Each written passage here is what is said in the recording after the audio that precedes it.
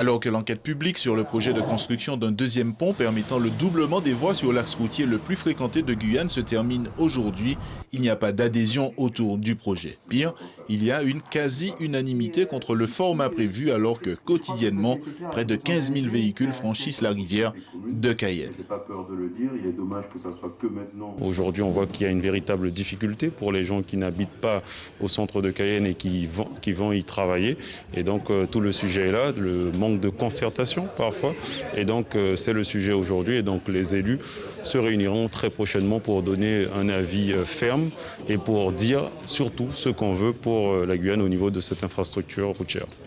Mardi après-midi, à l'initiative du Conseil économique, social, environnemental, de la culture et de l'éducation de Guyane, plusieurs acteurs se sont retrouvés à la mairie de Macoria. Maires, députés ainsi que les délégués du CESE ont largement débattu des contours du projet. Et puis on a tous eu la même idée, avoir un vrai projet. Il faut qu'on imagine la Guyane dans 50 ans. Pas uniquement de petits pas de projets par petits bouts et par petits coups. Selon le premier magistrat de Macoria, cette réunion a permis à la fois une concertation et la confrontation des avis. On semble loin du compte selon les participants. Il y a déjà une volonté commune de voir ce projet se modifier. Il est clair, et ça a été dit par tous les participants, que ce projet n'est pas à l'image de la Guyane que nous souhaitons pour nos enfants. Est-ce qu'on a envie d'aller dans cette direction? Fort des avis du public et des élus du territoire, le souhait d'une copie à corriger est émis de manière forte et les services de l'État seront sollicités. L'enquête publique, on peut la déplacer, on peut proroger la date de fin.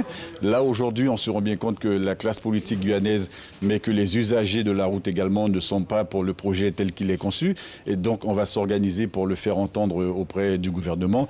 Il n'y a pas de raison que les choses ne se mettent pas en place.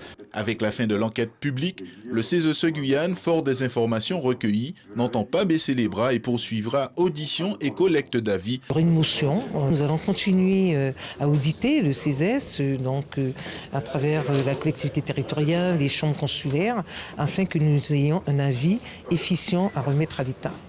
Le projet de construction du nouveau pont du Larivot fait déjà couler beaucoup d'encre alors que sa mise en service est prévue en 2024 avec ce qui apparaît comme étant une discorde.